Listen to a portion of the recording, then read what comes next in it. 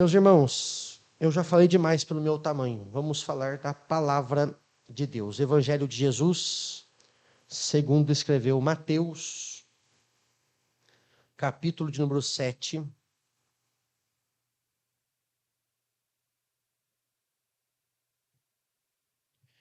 Está aqui na projeção, mas se você quiser também ler no seu exemplar bíblico, não tem problema. Iremos ler do versículo 24 ao 27.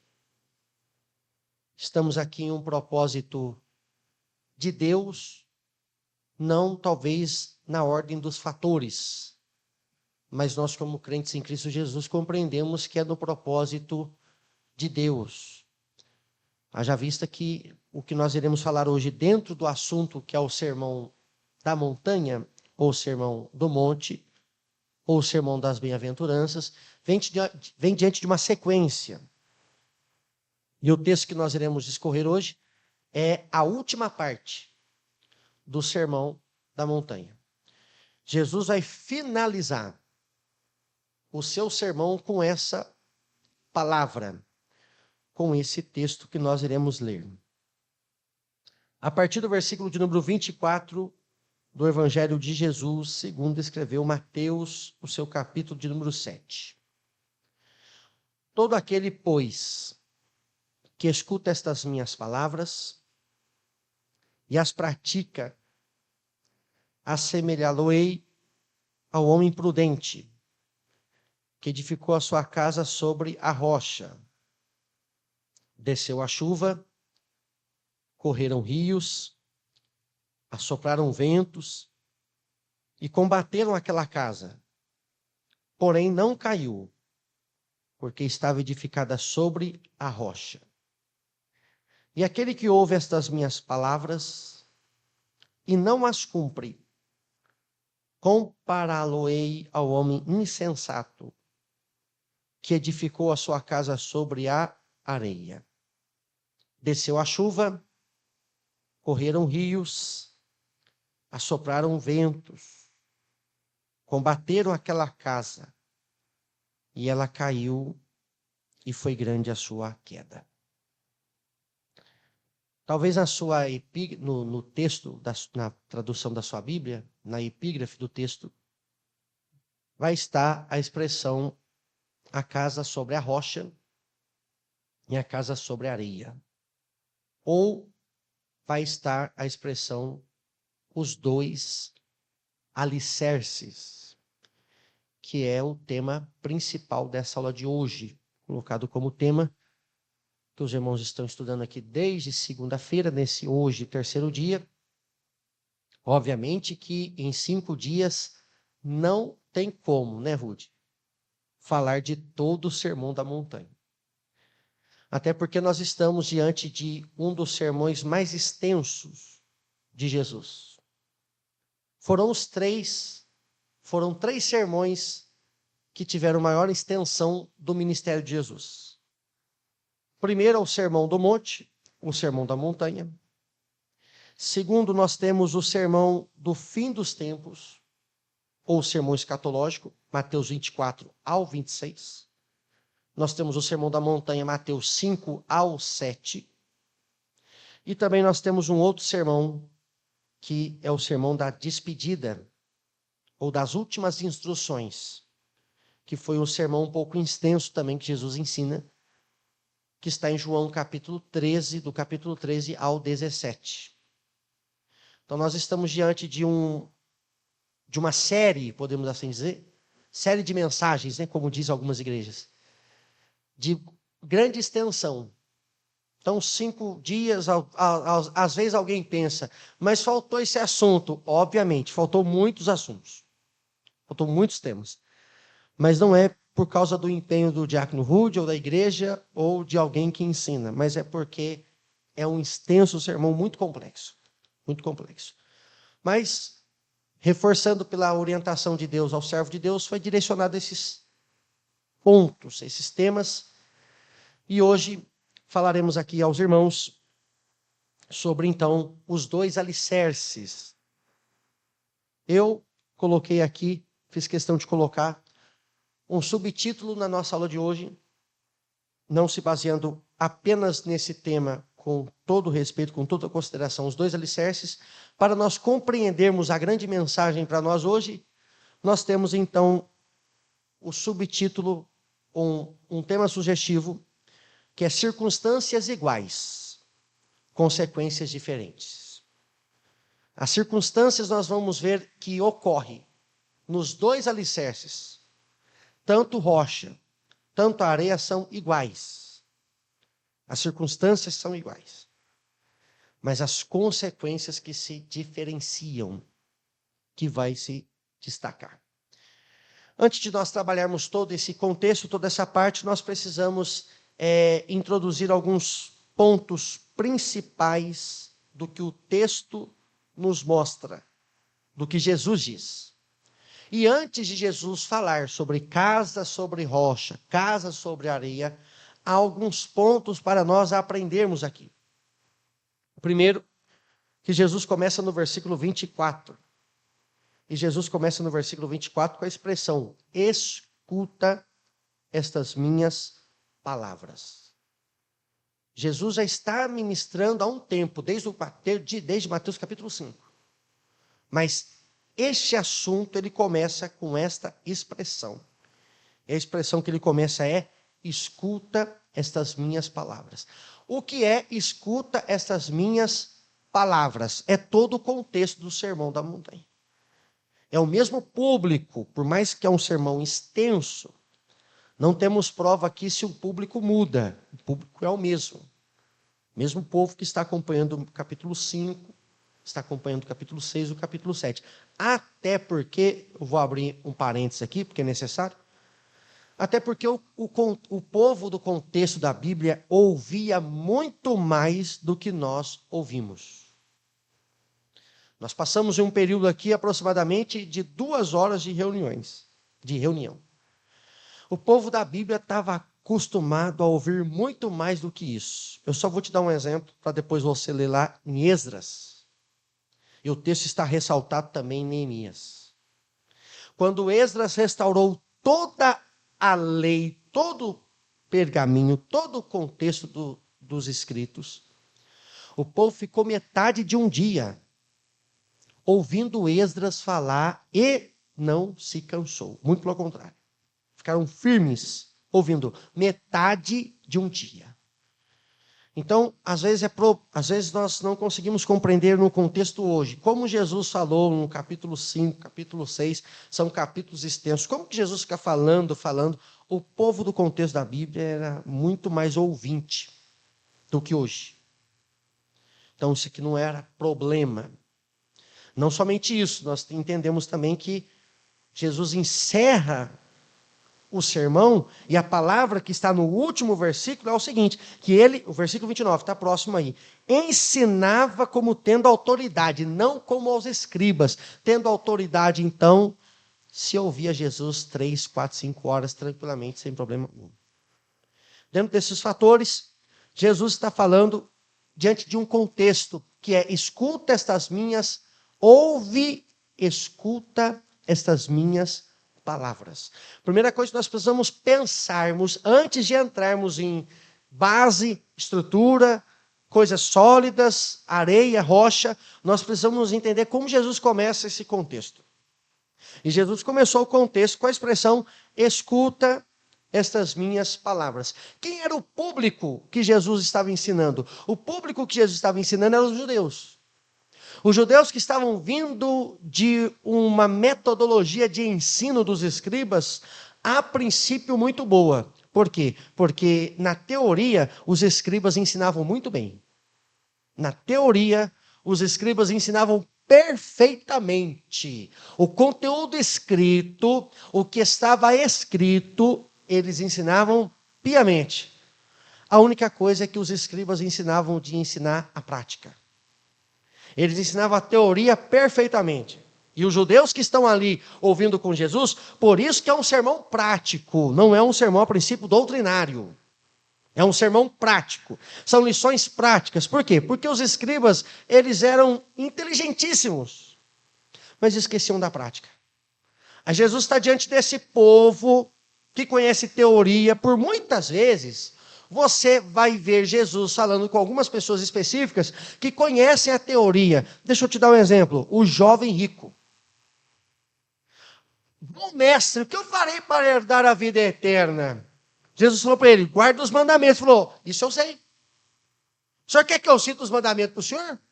A minha escola me ensinou a teoria perfeitamente. Jesus disse, pratica. Ele falou, não sei desse negócio. Não. Prática. Entrega aos pobres tudo o que você tem. É o que nós ouvimos ontem, a esmola. Prática. Ele diz, não, de forma nenhuma. E foi um dos únicos que entrou na presença de Jesus, falou com Jesus e saiu pior do que entrou. Isso não acontece, mas às vezes tem alguns jovens ricos que entram no nosso meio e infelizmente entram pior do que entrou. Por quê? Porque o jovem rico entrou bem e saiu triste. Muito entristecido. Por quê? Porque não foi lhe ensinado a prática. Se fosse ensinado a teoria da mesma forma da teoria da prática, aquele jovem não teria problema em praticar. A sua escola, que eram os escribas, ensinavam a teoria. Agora a prática eles não ensinavam. Por isso Jesus vem com esse propósito de ensinar a prática. E é tão certo que ele ensina a prática, que é a segunda expressão que ele diz. Porque ele diz, escuta, olha Jesus no slide falando aos discípulos, e quem ouvia ele, aquele que escuta as minhas palavras. Irmão, eu estou escutando, eu estou ouvindo, segunda-feira um sermão muito bem complexo, ontem também, 3 temas muito complexos, muito extensivos, mas bem explanado. Hoje, continuando aqui com uma pequena contribuição. Amanhã, com uma excelentíssima explanação de sexta e por aí vai. Estou escutando, estou ouvindo. Mas isto não lhe basta. Porque Jesus não diz somente aqueles que escutam, aquele que escuta essas minhas palavras, e já logo fala dos 2 edificadores, dos dois construtores. Mas ele diz, aquele que escuta, e a segunda expressão que está no texto é o seguinte, pratica. Uma coisa é eu escutar, ouvir, outra coisa é eu praticar. Aquele que escuta e pratica. Existem 2 verdades distintas. Não é porque eu estou ouvindo, eu estou me alimentando, eu saio daqui hoje, eu saí ontem, segunda e etc. Que palavra maravilhosa. Vamos pegar o exemplo de ontem, porque ontem eu estava aqui, então posso dizer com propriedade. Saiu daqui ontem, eu vou orar como nunca, eu vou ofertar e ajudar todo mundo, e eu vou jejuar o dia inteiro. E hoje não fez nada. Não adiantou. Foi um bom ouvinte, escutou, ouviu, guardou, memorizou, entendeu, mas tem a prática. Para nós entendermos essa grande verdade, que há uma grande diferença entre escuta, que é o processo, começa com ouvir, mas pratica, nós vamos para Tiago, capítulo de número 1.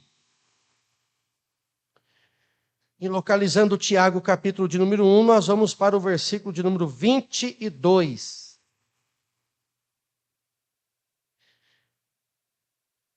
Sede cumpridores da palavra, e não somente ouvintes, enganando-vos com falsos discursos. Tiago escreve para nós que nós devemos não somente sermos ouvintes, mas praticantes. Sabe qual é a maior grandeza do propósito dessa escola bíblica? Não é simplesmente você receber o conhecimento. Isso é muito bom. Você aprender. Eu aprendi isso. Eu aprendi que eu devo orar. Eu aprendi que eu devo jejuar. Eu aprendi como jejuar. Eu aprendi como ofertar, ajudar ao próximo. Isso é muito bom, é o início. Mas o maior propósito desta escola bíblica não é fazer de você um culto, um inteligente, um sábio. Isso é um caminho. Mas o principal é tornar você um praticante. Que você não somente ouça, mas saia desse propósito praticando. Deixa eu te dar uma orientação da prática, porque não é um caminho tão fácil o caminho da prática, eu reconheço. Nós passamos agora, nós estamos ainda nesse processo, porque hoje é 14 ainda, os 14 primeiro dia do ano. Então, todo momento é momento disso, mas agora é uma questão propícia, né? Virou o ano, novas decisões, novas atitudes, eu vou fazer isso, aquilo, outro, e eu vou ser assim. E aí a maioria entra no caminho da procrastinação, que é o quê? Vai empurrando, empurrando, empurrando, e não cumpre. E não pratica. Sai de um trabalho como esse, ou de qualquer outro momento, e ouve, sai impactado, porque esse é o propósito da palavra, confronta, traz um impacto, e sai daqui pelas portas como alguém que está cheio de conhecimento, de convicção, de vontade. Vou fazer, vou cumprir, e logo vem o dia de amanhã, ou se você é um pouquinho mais resistente, 2, 3, 4 dias, e já passou todo aquele momento. Porque não cumpriu. É um bom ouvinte, mas não é alguém que cumpre. Irmão Pedro, eu tenho dificuldade de propósitos, de cumprir, de fazer, de ir para o novo e etc., de meta, de foco. Há uma recomendação bíblica que nós devemos, porque a maior desculpa desses que não cumprem, que não praticam, é a falta de tempo. Eu não tenho tempo. Tem alguns até que falam que tinha que ter mais tempo no seu dia. Eu quero falar para você que não tinha que ter mais tempo no seu dia, não. O problema está com você. Paulo escreve assim, remindo o tempo, porque os dias são maus. O problema é que você não administra o seu tempo. Você não administra o tempo que você tem. Tem que remir, enxugar, administrar. Outra coisa, eu sei que depois de um trabalho como esse, você sairá daqui com propósitos. Eu sei disso, porque isso é comum, normal. Nunca faça propósitos longos, extensivos. A maioria daqueles que entram na procrastinação é porque fazem propósitos extensivos. Como exemplo, eu vou fazer um jejum, todos os dias do ano eu vou jejuar. Aí ele quebra no segundo ou no terceiro dia, ele não faz mais. Por quê? Porque ele tem ainda mais um tanto de dia para cumprir. Ele fala, eu já quebrei, eu já errei, eu já não consegui. Eu não vou conseguir cumprir todos. E aí ele entra no caminho que ele vai empurrando e não cumpre. Nunca faça propósitos longos. Por quê? Porque basta cada dia o seu mal. O propósito com Deus não é propósitos extensivos, mas propósitos diários. Nós ouvimos aqui ontem sobre a oração. E a oração do Pai Nosso falou o quê? O pão do ano inteiro. Não. O pão anual. Não. Pão de cada dia dai-nos hoje. O mistério com Deus é diário. 2 Coríntios 4. O homem exterior se corrompe. O interior, ele se renova. Não anualmente. Se renova dia em dia. Se você fazer um propósito de hoje, mas é só hoje. É só hoje. Se você vencer hoje, amanhã você faz de novo. Amanhã, depois de novo, de novo, de novo. Deixa eu abrir um parênteses rapidinho, já vamos entrar no conteúdo da lição. Há 1 ano e meio atrás, eu tratei de um assunto pessoalmente com um irmão que tinha problemas com isso. E o seu problema era terrível. Porque o problema dele não era propósito com Deus, o problema dele era a luta contra o pecado. E toda vez ele fazia propósitos longos. O ano inteiro. 3, 6 meses sem. E sempre fracassava. E a gente, o ministério, nós cuidando. E um dia eu falei para ele: irmão fulano, não faça mais propósitos longos. Vença o seu dia. Vença o hoje. Faça propósito de um dia. E se você vencer de um dia, você vai fazer o propósito amanhã e consequentemente. Mas um dia só, faz. Faça o propósito diário. Passou um tempo e ele sempre tinha problema, voltava atrás. Ele recebeu essa instrução. Passou 6 meses e eu entrei em contato com ele. Porque como ele não entrou em contato, então eu achei que estava tudo bem. Então eu entrei em contato com ele. Falei: como é que tá, irmão? Ele falou: graças a Deus, faz 6 meses já que eu estou na bênção. Diário. Passou mais 6 meses, entrei em contato com ele. Falei: e aí, irmão, como é que você está? Irmão, graças a Deus, faz 1 ano. Falei: glória a Deus.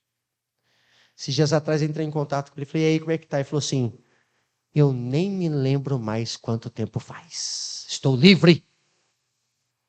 Graças a Deus. Por quê? Diário.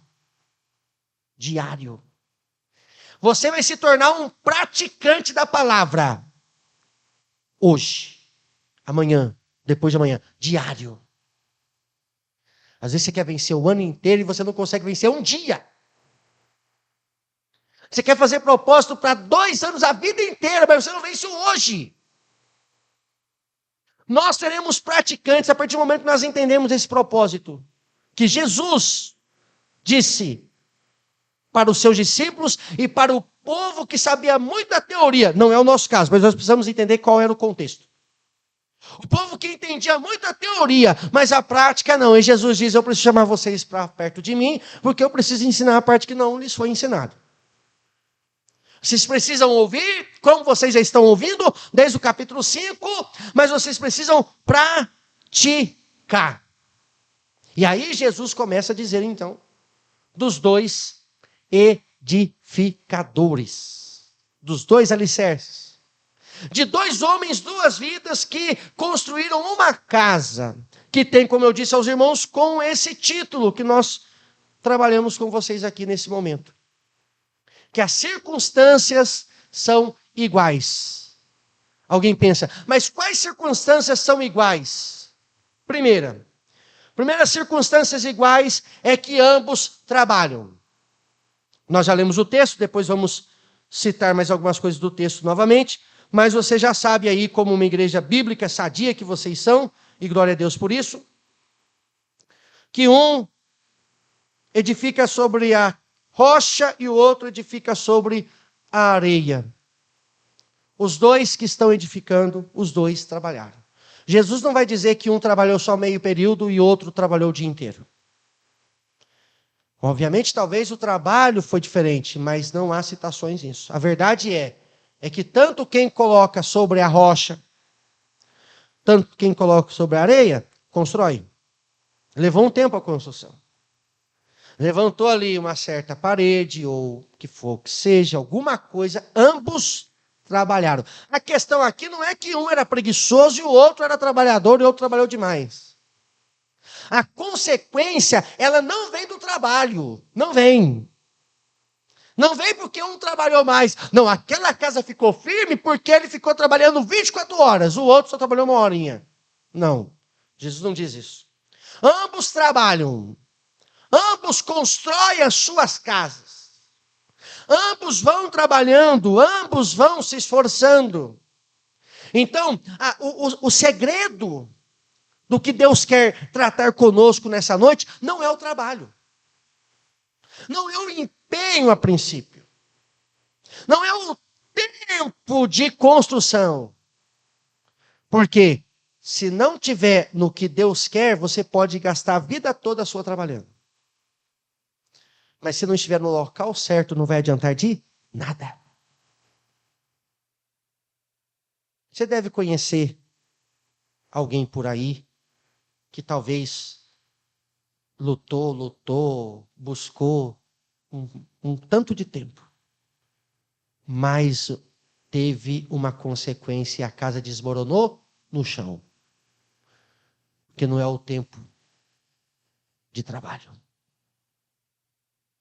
Não é o tempo em que se dispõe. Em contrapartida, talvez você deve se lembrar, ou não, mas talvez para os mais antigos, que mais têm convivência com pessoas, deve se lembrar de alguém que talvez começou a construir um dia. 2 dias construindo. Veio uma luta tão grande e ele continuou de pé. E às vezes alguém que está construindo há 10, 15 anos na fé, vem um vento, vem uma tempestade e desmorona. Porque a consequência aqui não está condicionada ao tempo de trabalho. Não está condicionado quem faz mais, quem faz menos. Não está condicionado a isso. Segundo ponto, e a segunda semelhança e a circunstância que é igual, que ocorre igualmente. Número 1, ambos trabalham. Número 2, o produto, o material envolvido externamente na casa é o mesmo. Porque senão Jesus iria dizer. Não é alguém aqui que constrói casinha de palha e outro de pedra. Não. A casa, pelo menos Jesus, se Jesus não dá esse detalhe, é porque era igual. Senão Jesus ia dizer. Olha, a casa de um era uma casa de madeira com palha e uma coisa só. E o outro era de pedras preciosas. Não é uma questão de obras aqui. Ambos trabalham, ambos têm o mesmo material ou semelhante na casa. Por quê? Porque não é com o que você constrói que vai fazer com que a sua casa fique de pé. Não é com o material que você dispõe. Mas a minha vida espiritual é ouro. Se a base foi errada, sinto muito, meu filho. Vai vir um ventinho, não estou dizendo tempestade, não, vai vir um ventinho. E o ouro seu cai por terra. Mas se eu faço isso, enfim, tudo aquilo, é igual aquele povo que o pastor falou ontem, que orava e dizia, é casa de ouro, casa de prata, casa bonita. Eu faço isso, eu faço aquilo outro, eu tenho isso, eu prego, enfim, ministro. Isso não está condicionado a nada. Obviamente que o ministério é honra, chamado é honra de Deus, é bênção de Deus. Mas não ache que isso é alguma coisa que vai fazer com que você fique de pé ou não. Não é porque a casa é mais arrumada ou mais simples. Não. Isso não interfere em nada. Jesus não diz que o que edifica sobre a rocha construi uma grande casa, a areia uma casinha pequenininha, não. É casa. O material é o mesmo. E outra coisa, o tamanho da casa também provavelmente é o mesmo. Porque não há aumentativo nem diminutivo. Então nós temos essas circunstâncias que são iguais. Ambos vão trabalhar, material da casa é o mesmo, tamanho da casa é o mesmo. Porque nada destas coisas vai definir a nossa resistência contra o que há de vir sobre a casa. Não adianta. Irmãos, ministério é honra, é bênção, mas tantos ministérios que veio tempestade e estão no chão. E digo mais para você, viu? Famosos, mídia, escritores, por ética, por estar quase em rede nacional, mas tem um que tem uma Bíblia, é uma bênção, mas ele passou por uma tempestade, por um vento que desmoronou e afetou muito o seu ministério. Mas ele teve, de tantos livros e tantas mensagens que ele escreveu, ele tem um exemplar da Bíblia que ele comentou inteira. É versículo por versículo praticamente explicado. em um grande exemplar, mas teve uma tempestade, uma luta e a casa foi desmoronada. Porque isso não é amuleto para que eu continue firme de pé. Tamanho da casa, material da casa, aparência da casa, não é condição nenhuma para que ela fique de pé. A altura da casa, não é 3, 5 metros, ou largura, né? Porque a altura parece que quando vem vento derruba mais fácil, mas a largura parece que é mais difícil. Pode ser uma casa com 5.000, 10.000 metros de largura e muito mais. Se não tiver no segredo que Jesus ensina aqui, sinto muito. Quando vier tempestade e luta, vai desmoronar. Eu coloquei o maior impermeabilizante nas paredes. Não vai adiantar de nada. Sabe o que é colocar um bom impermeabilizante nas paredes? Talvez você deve conhecer um crente muito impermeabilizado. Fala com ninguém, se comunica com ninguém, é intocável. Deixa eu falar algo para vocês, eu disse isso na escola dominical esses dias lá na nossa igreja. Tinha um certo irmão que gostava muito de usufruir da fé dos outros, principalmente dos mais simples. E nos irmãos mais simples, ele falava a seguinte expressão: irmão, eu sou tão santo que eu não tenho vontade de pecar. Aí esses irmãos iam falar com a gente: o irmão fulano diz que é tão santo que não tem vontade de pecar. Eu falei: é mesmo? Está além da Bíblia. A Bíblia diz que não tem um sequer que não peca. Agora ele está falando. E quem diz que não tem, João escreve, quem diz que não tem pecado é o quê, irmãos? Mentiroso. Aí os irmãos iam e ele levou muitos nessa conversa. Sabe como é que a história terminou? Ele precisou sair fugido da cidade, da igreja, porque ficou devendo mais de 15 mil reais para os irmãos. Imagina se ele tivesse vontade de pecar. Mentiroso. Por quê? Porque ele se mostrava que ele tinha um bom impermeabilizante, então ele era o santo e intocável. Adianta não, irmão. Se não tiver no segredo aqui, não adianta de nada. Tem outras circunstâncias. Além da construção, da edificação, tem mais semelhanças e mais circunstâncias que são iguais. Quais são? São as provações. Jesus disse que veio 3 circunstâncias sobre as 2 casas. Não é só sobre uma. Sobre as 2. Chuva, rios e ventos. Vamos olhar para o texto do versículo 25.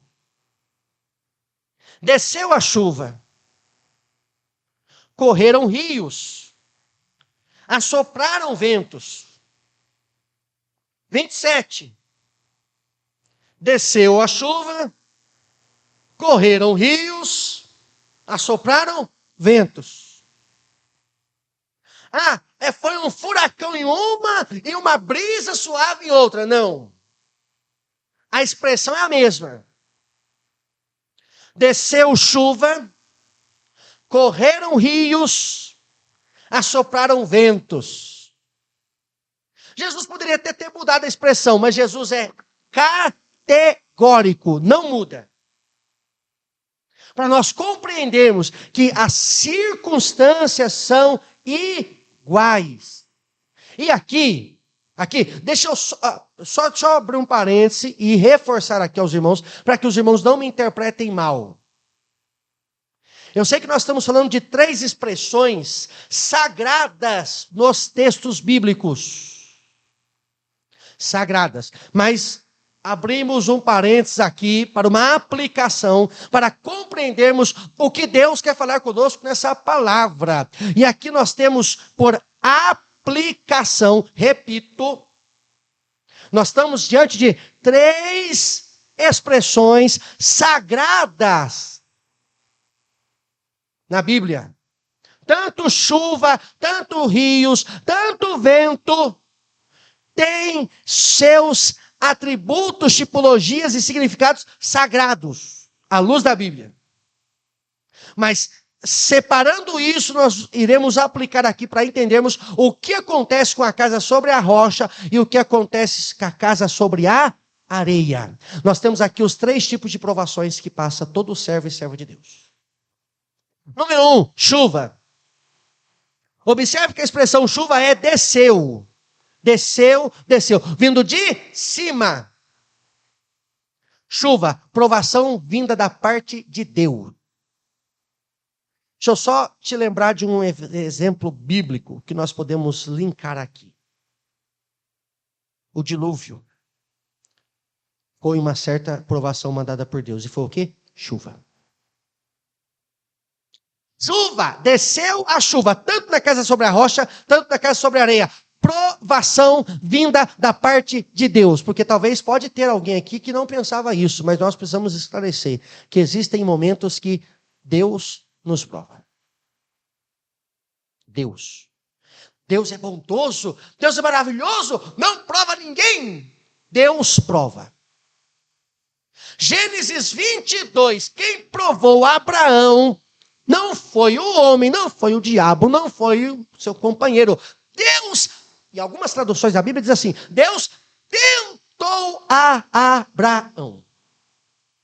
Deus prova, porque tem circunstâncias da vida que Deus nos prova.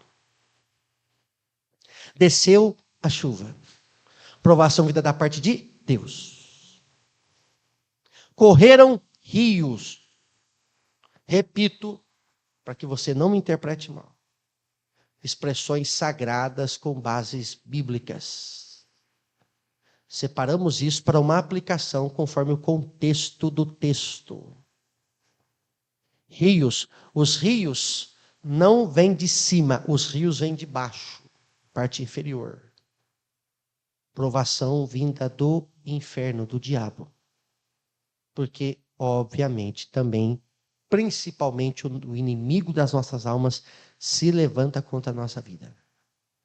Aqui é um servo de Deus, uma serva de Deus, que está construindo a sua casa, que tem a sua casa construída. E tendo a sua casa construída, primeiro, ele pode ser provado por Deus. Desce a chuva. Ele pode ser provado e provado de verdade pelo inimigo, que é quase o número 1 do que mais nos prova, o diabo. Os rios vêm. Terceiro, ventos. Ventos, tratando sobre rios, nós temos até um texto também de Isaías 43, 2. Se passares pelas águas, elas não te afogarão. Se passares pelos rios. Esse rio de 43, 2 não é o rio de Deus. Não, esse rio, no contexto, é o rio de provação. É os mares vermelhos da vida que às vezes a gente passa. Que parece que vai nos afogar. Parece que vem para encher a casa, para causar uma grande enchente. Para estremecer e para jogar a casa no chão. É o inimigo, às vezes, que se levanta, os rios. Ventos. Terceiro tipo de provação. Porque são os 3 tipos de provação. Primeiro, Deus nos prova. Há momentos que Deus nos prova. Segundo, o próprio inimigo das nossas almas, os rios. Terceiro, ventos.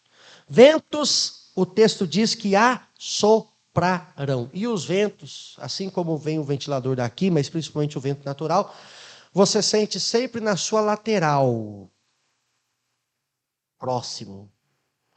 Terceiro tipo de provação que nós podemos aplicar aqui. Provação que não é Deus que prova e nem é o diabo que prova. É o próximo, é o ser humano, é o irmão, é a irmã.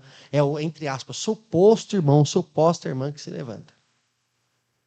Esses 3 tipos de provação são fato. Fato inexcusável.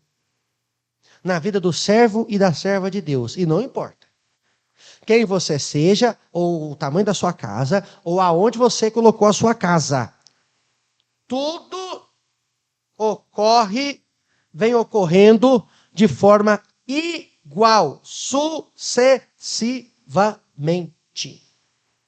Tanto para quem edifica sobre a rocha, tanto para quem edifica sobre a areia, porque as circunstâncias são iguais.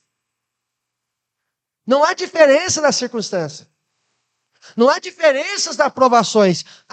O irmão A não aguentou porque ele foi provado demais. A prova dele foi maior do que a do irmão B, que aguentou. A Bíblia diz, eu creio que você conhece esse texto. Deus não tenta e não prova a ninguém, a não ser naquilo que possa suportar. Vem em proporções diferentes, vem, obviamente. Mas a queda não é porque a casa não suportava, de forma nenhuma. Mas é por causa das consequências de onde está alicerçada ou aonde está baseada. Então não venha com essa desculpa, ou não queira ouvir essa desculpa. A minha prova ela foi muito grande, o meu vento foi terrível. Não sei quantos 1000 decibéis que foi o terremoto, é por isso que a casa não aguentou. Negativo. É a mesma chuva, é o mesmo rio e é o mesmo vento. Não é uma chuva e não é uma tempestade. Muitos interpretam assim, superficialmente. Infelizmente, você vai encontrar com muitos assim. É porque o vento, você não sabe o vento que assoprou lá. É por causa disso. Você não sabe o que foi que eu passei. Aí você diz para ele que o Deus Todo-Poderoso sabia do que ele passou e sabia que ele conseguiria suportar. Tiago escreve: nenhum fardo é entregado, a não ser que esse fardo possa ser carregado. Essa chuva ela vem e a casa ela tem condições de suportar essa chuva. Esse rio ele vem e a casa tem condições de suportar essa chuva. Esses ventos vêm e a casa tem condições de suportar esse vento. A questão não é nada disso. Por mais que muitos dão desculpas, mas não é isso. Prosseguindo para o nosso caminho final, nós vamos para o outro ponto, porque entendemos que as circunstâncias foram iguais. Não podemos esquecer isso. Para que você não entre nessa fábula de que não suportou, não aguentou, porque foi mais difícil para mim, e etc. Não tem isso. Mas agora as consequências. E as consequências, e agora nós iremos trabalhar, então, o paradoxo entre um e outro. Até aqui nós juntamos e colocamos a semelhança, tanto entre um e outro. Agora nós iremos distinguir. E aí nós vamos então para o segundo ponto, que é as consequências diferentes. Primeira consequência diferente, a base da construção. As semelhanças das circunstâncias. Agora, as consequências está, número 1, na base da construção. E observe o que Jesus falou. Ainda nos textos de Mateus 7 e no versículo 24, no final do versículo 24 está escrito assim, ó, sobre a rocha. Versículo 26, no final do versículo 26, sobre a areia. Então, Jesus diz que tem algo que está o quê? Que está por baixo da construção. Sobre. A casa é construída sobre, por cima de algo. Aqui vem a distinção. Aqui nós distinguimos. Porque, a princípio, a casa, a aparência, ela é semelhante, ela é igual. Mas agora é o sobre que muda. Então ambas têm uma base. Ambas estão sobre alguma coisa. Não tem nenhuma casa que não está sobre nada. Está ao vento. Não tem. As duas estão sobre alguma coisa. As duas têm uma base. Só que a diferença está agora. Para nós entendermos um pouquinho mais da diferença e seguirmos a sequência de Jesus, porque Jesus fala primeiro rocha e depois areia. Na base, nós vamos observar que há uma grande diferença. Mateus não dá esse detalhe, mas o evangelista Lucas vai dar um detalhezinho. É alguém que não ouviu Jesus falar, mas parece que tira umas interpretações, e essas interpretações não são erradas, são certas. Lucas capítulo de número 6. Evangelho de Jesus Cristo, segundo escreveu Lucas, capítulo de número 6, versículo 46 em diante. Para ganharmos tempo, já vamos aqui no 47. Lucas 6, 47. Qualquer que venha a mim e ouve as minhas palavras e as observa. Olha o detalhe de Lucas, dando o seu acréscimo. E não é que ele acrescenta com uma instrução inteligente. Sabemos nós que Lucas não estava lá no Sermão da Montanha. Em alguns pontos, parece que ele relata melhor do que quem estava. Isso aqui não é uma crítica de forma nenhuma, só para nós pensarmos. Com todo respeito aos escritos do nosso irmão Mateus. Até porque tem o xará dele aqui, mas ele não está aqui para se defender, que é o Mateus que escreveu. Então, isso aí a gente deixa uma outra oportunidade quando tiver com ele lá. Mas Lucas vai dar um detalhe que é o quê? Jesus está dizendo que não somente ouve, ele não fala pratica, mas ele fala observa. Por que ele não fala pratica, irmão? Porque a Bíblia vai nos mostrar que todo aquele que observa, ele automaticamente pratica. Todo aquele que medita, ele pratica. Todo aquele que dá atenção, ele cumpre. E aí então, ouve as minhas palavras, a observa, eu vos mostrarei a quem é semelhante. Eu vou mostrar para vocês quem é semelhante. Aquele que ouve as minhas palavras, aquele que primeiro vem a mim, vindo a mim, ele ouve o que eu digo, e ele não somente ouve, mas ele observa. É semelhante ao homem 48, que edificou uma casa, cavou, abriu bem fundo. O trabalho, a princípio, é igual, como eu já disse para vocês, que a circunstância é igual do trabalho, mas a base não tem como. Não tem como edificar sobre a rocha e sobre a areia do mesmo jeito. Não tem. Para edificar sobre a rocha tem um trabalho. Infelizmente, nem todos querem ter. Porque nós vivemos em um mundo muito pragmatista, coisa muito rápida, imediata. Você tem aí hoje um dos alimentos, principalmente para os mais jovens, mais consumido. Claro que às vezes nem todos, eu não posso generalizar. Mas é o famoso macarrão instantâneo. 3 minutos, pronto. Depois de 3 minutos, passa fome. Mesmo tempo que demorou para ficar pronto, ao mesmo tempo que demorou para passar fome. Tudo rápido. Eu não gosto do miojo então. Então você deve gostar mais ou menos do McDonald's ou Burger King. Tudo rápido. Os hambúrguerzinhos lá já está pronto faz tempo. Está tudo pronto. Ele já vai... Entrega.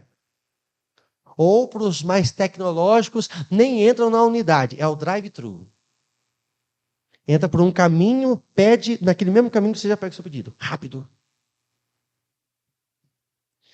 Não, eu não gosto muito desses alimentos, não. Eu não vivo no mundo pragmatista. Vive celular, informações rápidas. Comentava esses dias com um amigo meu de seminário. E na época do meu estudo, como era difícil obter o conhecimento. Quantas vezes eu tive que vender coisas importantes minhas para obter as literaturas, as enciclopédias do seminário. Hoje é tudo fácil de graça. Rápido. Tudo rápido. Tudo imediato. Aí, nesse mundo, hoje ninguém quer o quê? Cavar e abrir. E não abrir o buraco, não. Abrir o buraco bem fundo. Porque rocha tem um trabalho.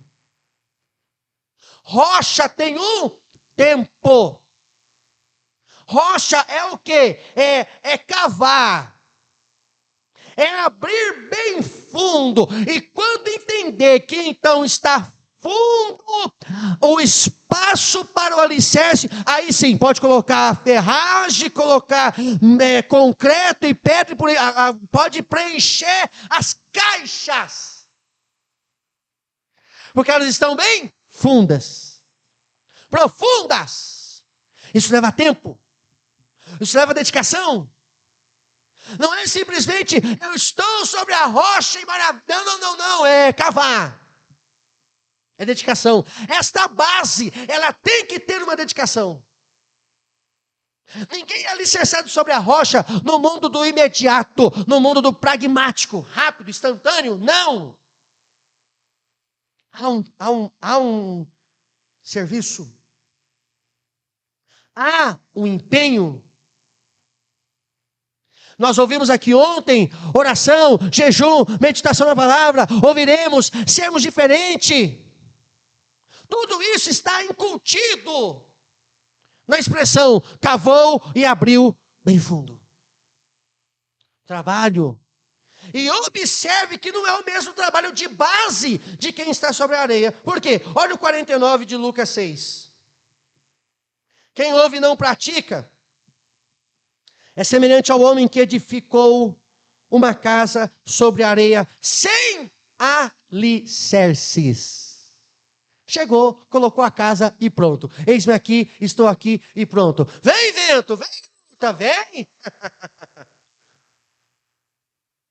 Vem mesmo que vai, desmoronar. É mais ou menos assim, eu comecei ontem e acho que já posso enfrentar o inferno inteiro. Pode vir contra mim. Eu sou maior que todos. Ainda cita textos bíblicos ainda. Fora de contexto, obviamente, sem entendimento. Tudo faço naquele que me fortalece. Irmão, você faltou essa escola de Paulo. Se Deus é por nós, quem será contra nós? Vai, casinha sobre a areia, arrisca para você ver. E o pior, sabe o que é? A casa cai. E ele coloca a culpa em quem? Deus. Sendo que o problema não veio de Deus. O problema é onde ele estava alicerçado. A base sobre a rocha leva tempo. Irmão Pedro, o que é estar alicerçado? O que é estar sobre a rocha? Salmos 40, verso 2. Na verdade, eu vou citar até o verso 1, que faz parte. Esperei com paciência no Senhor. Estar alicerçado sobre a rocha é quem espera no Senhor. E ele se inclinou para mim e ouviu o meu clamor. Tirou-me de um charco de lodo e de um lago horrível e da lama. Firmou os meus pés sobre uma rocha. Porque todo aquele que espera no Senhor, e às vezes passa tempo, mas ele está esperando no Senhor, eles têm a sua edificação, a sua construção sobre a rocha, e não é abalado. A rocha vai tipificar o próprio Cristo. Eu vou ler 2 textos para nós não sermos extensivos. Primeira carta de Paulo aos Coríntios, capítulo de número 10. e o versículo 4. 1 Coríntios, capítulo 10, versículo 4. E beberam todos de uma mesma bebida espiritual, porque bebiam da pedra espiritual que os seguia. E a pedra ou a rocha era Cristo. Efésios 2, 20. Texto próximo, eu vou ler rapidinho para não perdermos tempo.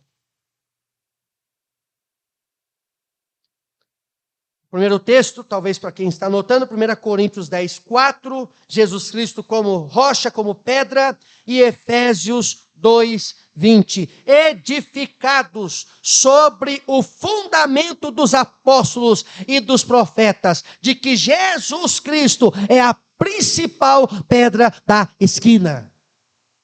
Estar edificado sobre a rocha é estar esperando no Senhor e é estar alicerçado, tendo Cristo como base.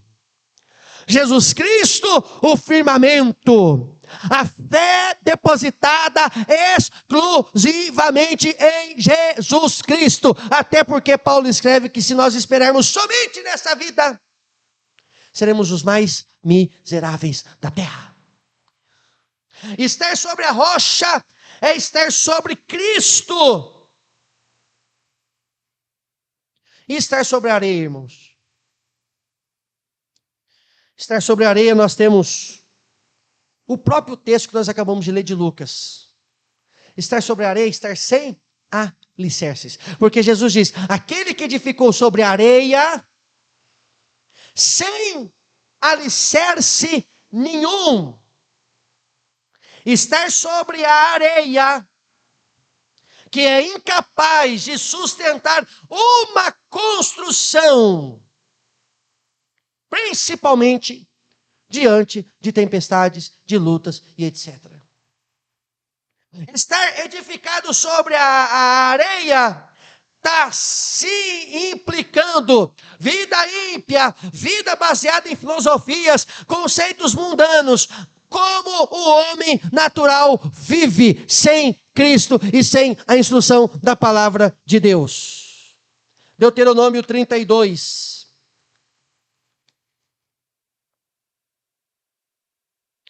Deuteronômio 32 e o versículo de número 18. Esqueceste da rocha que te gerou, e em esquecimento puseste o Deus que te formou. Se esqueceu da rocha, está onde? Areia. E o alicerçado sobre a areia é aquele que simplesmente esquece, abandona, aquele que simplesmente apostata da fé. É a casa sobre a areia. A apostasia que é o quê? É o abandono consciente da fé cristã. Eu não estou dizendo daquele irmão que às vezes passou por uma provação, por luta, por mais que estava edificado meio que sobre a areia, desmoronou. Mas eu estou dizendo daquele que simplesmente decidiu olhar para trás, ir embora e deixar tudo conscientemente. Casa sobre areia. Já ouviu alguém falar quando está uma situação meio difícil, meio fraco? Como é que você está? E fala assim, eu estou que nem prego na areia. Não tem firmeza. Não tem força. Não tem estabilidade. Só que ao invés de ele cavar, abrir bem fundo, trabalhar, ele quer o quê? O rápido. Aí parece que chega alguém, né? Que nem na aplicação do peregrino, né? Chega alguém oferecendo coisas fáceis. Coisas imediatas, bonitas, que não tem esforço nenhum. Constrói aqui, é mais fácil. Precisa cavar? Não. Precisa pegar a enxada? Não. Precisa pegar a pá? Não. Infelizmente, com todo respeito, com toda a ética, infelizmente, aí fora, o que tem de supostas placas de base sobre a areia não está escrito. Precisa fazer o que aqui, irmão? Não precisa fazer nada, não. Só vem. Né? Eles interpretam o vem como estou diferente, né? Eu venho como estou. Só que lá é o seguinte: e continuo do jeito que estou, porque Jesus nada fez por mim. Continuo do jeito que estou. Areia. Precisa ter renúncia? Não. Precisa nascer de novo? Não. Participa da comunhão independente de ser nascido de novo ou não. Precisa mudar de vida. Precisa abandonar as práticas carnais. Não. De forma nenhuma. Infelizmente, disse isso, já prossigo para a conclusão, disse isso para um irmão em Cristo, conversando com ele, a gente se conhece há muito tempo, e ele disse assim: você se parece com fulano. Eu disse: tem gente que fala mesmo, mas é uma tristeza hoje você falar para mim que eu me pareço com fulano, porque o fulano ele foi uma bênção, foi instrumento de Deus, mas hoje na igreja do fulano, qualquer um, do jeito que tiver, participa da comunhão e tudo mais. E ainda, ele usa textos da palavra para defender aquilo que ele está fazendo. Areia. Casa sobre areia. Não tem alicerce, não tem estrutura, não tem profundidade. A vida com Cristo é uma vida que tem que cavar. Quando cava, soa a camisa, soa o rosto, tempo é discorrido. E esse tempo, só quem já trabalhou com construção, quem já construiu casa sabe. Esse tempo passa e você não vê nada. Cimento é pedra que vai entrando, que precisa para o alicerce, e você não vê nada, e já foi tempo, já foi dinheiro, já foi condição. Essa é a vida com Cristo. Você vai trabalhando, alguém não vê nada, alguém não observa nada, mas você está trabalhando na sua base, você está trabalhando naquilo que vai te sustentar e te manter de pé. Consequências, a grande consequência do que ocorre que é diferente, é a consequência após a aprovação. Por quê? Porque tem a consequência da construção, e vindo a consequência da construção, da base da construção, que é diferente, as bases são diferentes, e as bases sendo diferentes, as consequências também são diferentes. Por quê? A primeira consequência sobre a rocha, pela ordem do que Jesus disse. Qual que é a consequência da casa sobre a rocha após a aprovação? Permaneceu em pé, firme, sem ser abalada. Salmo 125:1. Os que confiam no Senhor são como os montes de Sião, que se abala não, que cai por terra não, que não se abala, mas permanece para sempre. Isaías 62 e o versículo de número 6. Ó Jerusalém, sobre os teus muros pus guardas, que todo dia e toda noite jamais se calarão. Ó vós, os que fazeis lembrais do Senhor, não haja silêncio em vós. Jerusalém, sobre os teus muros pus guardas, inabalável.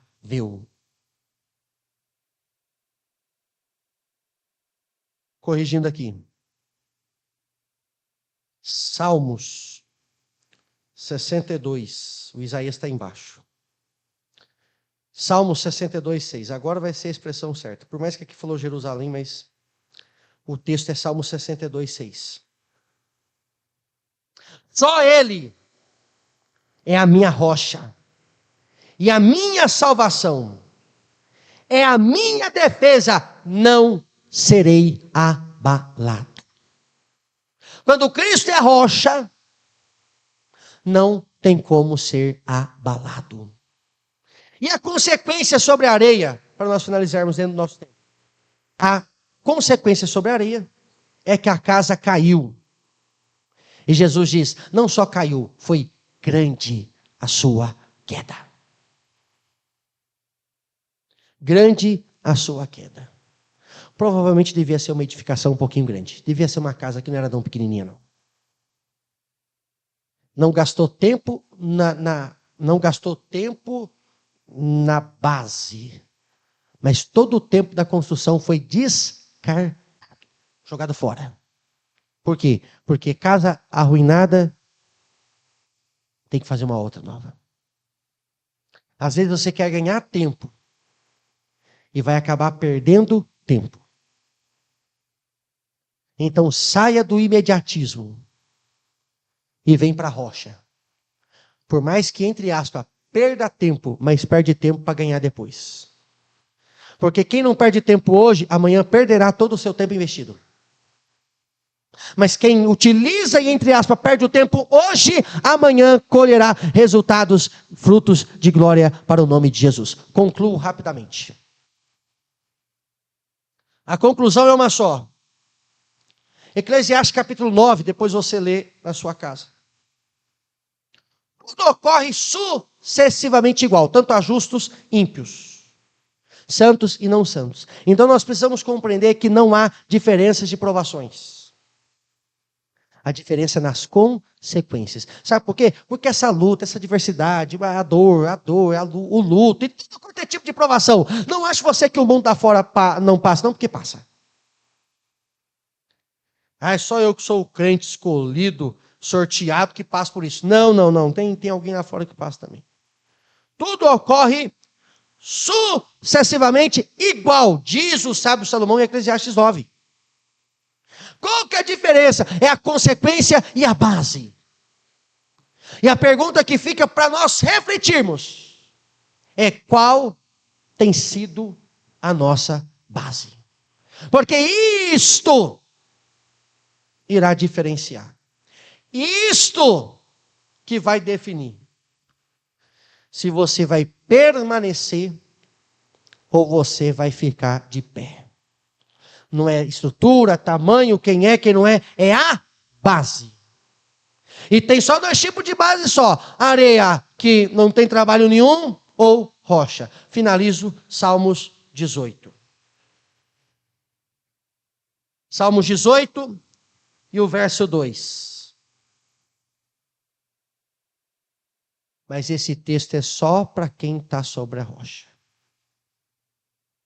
O Senhor é o meu rochedo, o meu lugar forte e o meu libertador, o meu Deus, a minha fortaleza, em quem confio, o meu escudo, a força da minha salvação e o meu alto refúgio. Nessa noite, para quem está sobre a rocha, receba os bônus de Deus para a sua vida, que é o quê? Que é lugar forte, libertador, fortaleza, confiança, escudo e força da salvação e refúgio.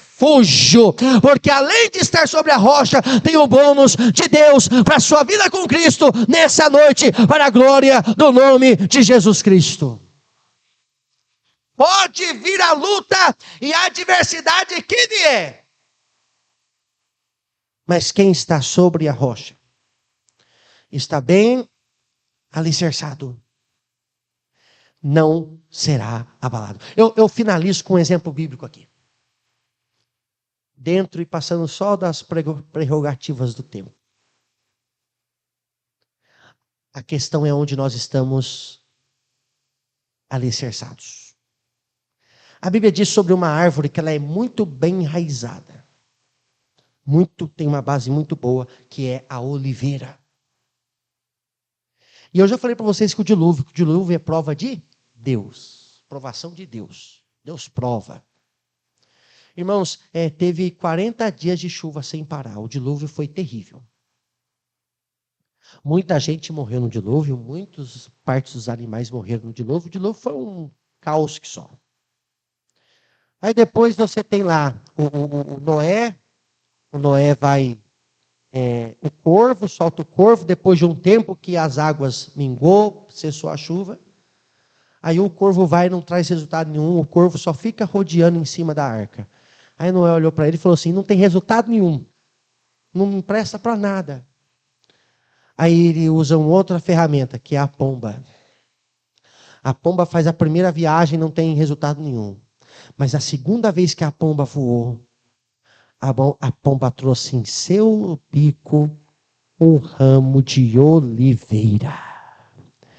Era a oliveira pregando uma mensagem para Noé. Noé, por causa da minha base e por causa da minha estrutura, eu sobrevivi a 40 dias de chuva e ao dilúvio, e ainda estou dando fruto, estou de pé e não pereci. E esta é a promessa de Deus para todos que estão sobre a rocha.